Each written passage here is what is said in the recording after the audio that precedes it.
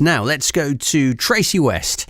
Tracey is the CEO and co-founder of an international reforestation charity. It's called the Word Forest Organisation. It's based in Lyme Regis, and the charity plants trees. It builds classrooms, it facilitates education, and it supports a women's empowerment group in Kenya. It also raises environmental awareness, and they plant trees in the UK too.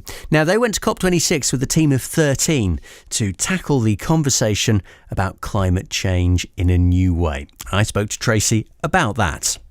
So our team from the Word Forest Organisation went to COP with a multi-purpose remit, to be honest. We wanted to try and cover a lot of the stories that the media weren't talking about. And we wanted to deliver some jargon-free information to our supporters and our corporate partners. There was just so much going on at COP. I've actually been to COP in Copenhagen, and I knew there was so much going on the fringes, in the main meetings, in the plenaries, and we needed a whole team to try and lace that knowledge together. So we fundraised specifically to cover the costs of 13 of us going up in total to COP.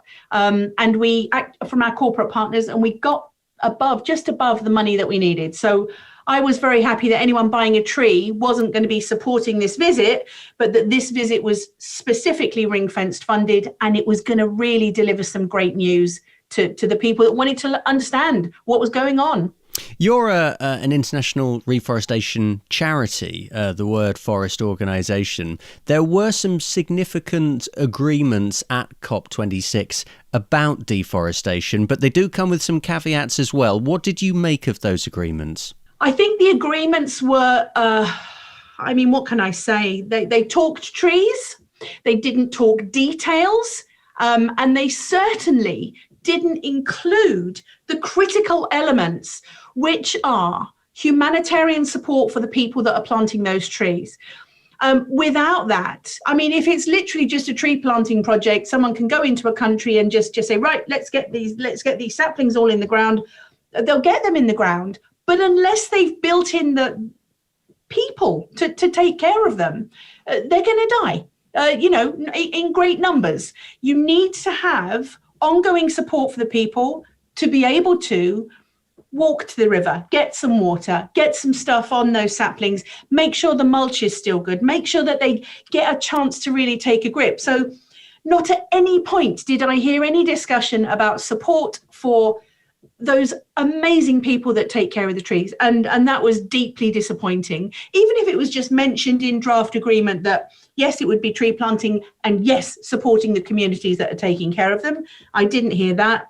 And to be honest, the numbers that were bandied around in COP26 are so big, so impressive, so massive. The regular Joes, I think, would listen to that and go, oh, that's great. That's it all solved. And it isn't, not by any means. And they didn't go into anywhere near enough detail about how they were going to achieve their aims. One of the stats I saw said that the people who represent 90% of the world's forest had signed up to this deforestation pledge. But there are still major questions about Brazil and Indonesia, and a lot of this stuff is self-policing anyway. So are you hopeful about how this pans out? My feelings are there are changes being made across the world. There have to be. People are dying. Creatures are dying. In Kenya, for example, we've got people who have a few animals. They might have a couple of cows, maybe a few goats.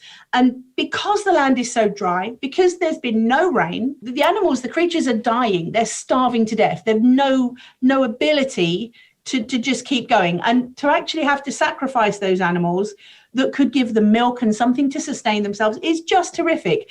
And they must be seeing that in Brazil. They must be seeing that across the whole of Africa. Of course, our focus is just Kenya. But this isn't restricted to those tropical zones. Of course, we're all feeling the effects of climate chaos. And it all needs to tie right back to getting trees in the ground, looking after the people, and realizing that this is a global problem, and governments need to make money accessible to organizations like the Word Forest Organization, to small organizations who can start to get those things done.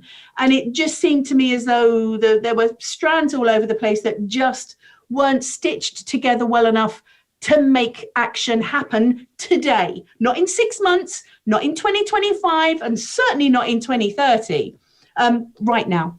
The other founder of the Word Forest organisation is Tracey's husband, Simon. I spoke to them both and I asked Simon how it felt to attend this big event. The short answer to how COP felt when I was there is disappointing. If you look at what we as a charity achieved, we did what we set out to do. If you look at what the politicians did, then yes, massively disappointing. The wording of the agreement at the end was so watered down as to be effectively very little change. You asked earlier about the deforestation agreement. Well, there was one of those done in 2014 and it made no difference. In fact, deforestation reached its highest level in 2020.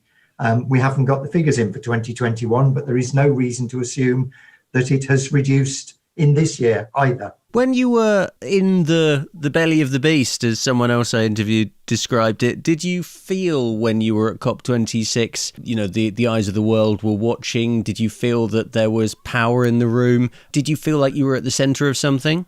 Definitely we were at the centre of something, and yes, the eyes of the world were watching. There were lots of protesters outside who were all trying to get in the same direction, all trying to solve climate chaos. We were, even though we were in the centre, we were excluded from the initial plenary meetings, which was very disappointing. As official observers, I felt it should have been organised so that we got our voice heard. We got to observe, actually, not even our voice heard. We should have been allowed to see the politicians speaking, to see the agreements and to be able to report back to everybody. That was our job there as observers. And yet we were excluded from the 2 days when the senior politicians were present. What will you take away from COP? Were you glad you went? I was absolutely delighted that I went. It was very hard work, but I wouldn't have changed being there for anything. I think the big takeaway is that the politicians will talk and talk and talk, but we as an NGO and I as an individual have to go and make the difference, that it is going to come down to individual action. I would say, just jumping on that as well, for me, the major takeaway was the darkness and the they didn't do enough and this didn't happen and that didn't happen has turned into fuel in my belly to effect immediate change and swift, rapid change. And also to highlight the plight of the people who have the ability to really make a difference. Trees in the tropics grow up to 10 times faster than anywhere else on the planet. Therefore, in terms of mitigating climate chaos and also solving hunger and poverty, the number 1 and number 2 on the SDGs, the Sustainable Development Goals, they are amazing.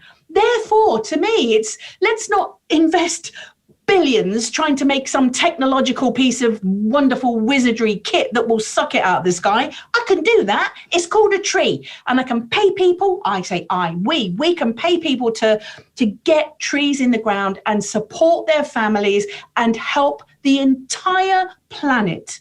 And to me, it's just a no-brainer. We have to have that. We have to do that. And I will use the difficult stuff as fuel to propel me forward to make that happen. Final question. COP26, success or failure? Success or failure. In terms of global leaders all coming together, I'm sure they did achieve some things in respect of deforestation. As Simon said, not anywhere near definitively and clearly enough. Yes, it put the focus on the UK. That's no bad thing. It needed pressure put on the UK to sharpen up their act and get their fingers out. So I definitely think that happened. In terms of the bottom line, the words fossil fuels not being mentioned really until the agreement was pushed along. That was hopeless. And I haven't heard any government ministers mention the words fossil fuels in their dialogue. So hello, elephant in the room, we're not talking about fossil fuels and decarbonisation. And yet, as I said to you, all of those failures are fueling me and countless hundreds of thousands of other people who are on the ground to make that change happen and to get more projects on the go. It is a success and a failure. It's both, I would say. It's both. Tracey West and Simon West, the founders of the Word Forest organisation, which is an international reforestation charity. It's based in Lyme Regis, talking to me earlier.